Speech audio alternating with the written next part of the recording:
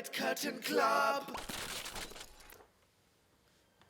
Once upon a midnight dreary, while I sat upon the lavatory, over many a pint of spurious volume and shots forgotten more, while I nodded, nearly napping, suddenly there came a tapping, as of someone gently rapping at my chamber door.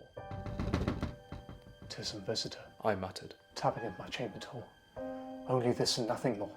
Distinctly I remember, it was in the bleak December, and I held my shrivelled member, which was frozen to the core.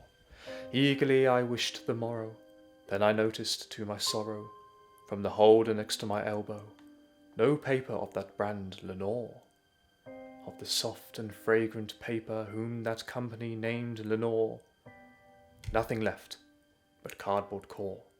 And the silken, sad, uncertain rustling of my bowels did hurting, killed me, filled me with fantastic tremors never felt before. So that now, to still the sounding of a fart, I stood repeating, "'Tis some visitor entreating entrance at my chamber door. Some late visitor entreating entrance at my chamber door.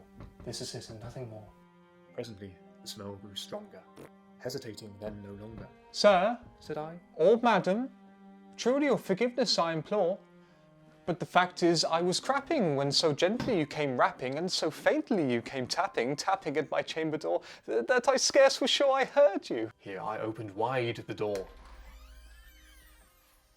Darkness there, and nothing more. Back into the chamber turning, all my insides slowly churning, soon I heard a tapping somewhat louder than before.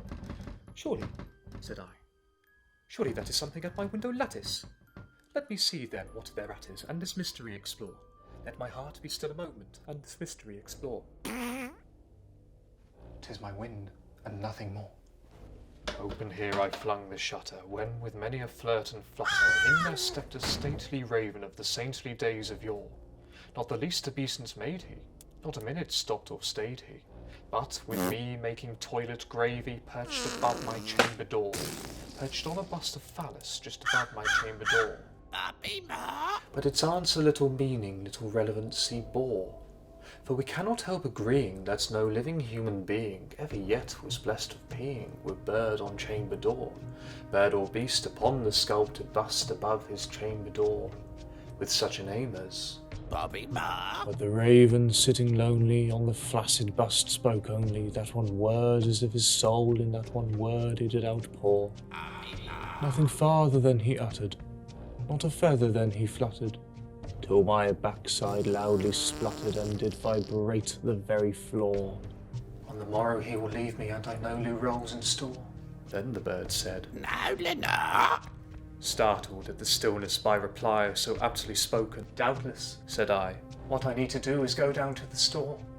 But my bowels are hard to master, and I cannot risk disaster. Follow through that follows faster, till it wrongs the shopping floor. Pray the raven be my hope, and taketh on this burden shore of Lenore." But the raven still beguiling all my fancy into smiling, straight I squealed upon my seat in front of bird and bust and door. Then, upon ceramic sinking, and the load beneath me stinking, fancy unto fancy thinking, what this ominous bird of yore, what this grim, ungainly, ghastly, gaunt, and ominous bird of yore meant in croaking. "Oh, Lenore!" "Wretch," I cried, "thy God hath lent thee, by these angels he hath sent thee, to spite and prevent me from my necessity of Lenore. Quaff, oh quaff this my necessity, and go get me some Lenore." "No, Lenore," quoth the raven. "Stop it, thing of evil, prophet still, if bird or devil. By all heavens you bends above us, by that God we both adore. Tell this soul with cargo laden, if some seed you were paid in, it shall prove a likely trade-in for the deliverance of Lenore. Prove a fair and mighty trade-in for the purchase of Lenore." "No, Lenore." "Be that word our sign of parting, bird or fiend," I shrieked and farting. "Get thee back into the tempest, and forget the lousy chore. Leave no black plume as a token of that lie thy soul hath spoken. Leave my loneliness unbroken. Quit the bust above my door. Take thy beak from out my heart, and quit the bust above my door." "No, Lenore." "Shut the fuck up!" And And the raven, never flitting, still is sitting while I'm shitting on the pallid bust of Phallus just above my chamber door, and his eyes have all the seeming of a demon's that is dreaming, and lamplight o'er him streaming throws his shadow on the floor, and my soul from out that shadow that lies floating on the floor shall be gifted no Lenore.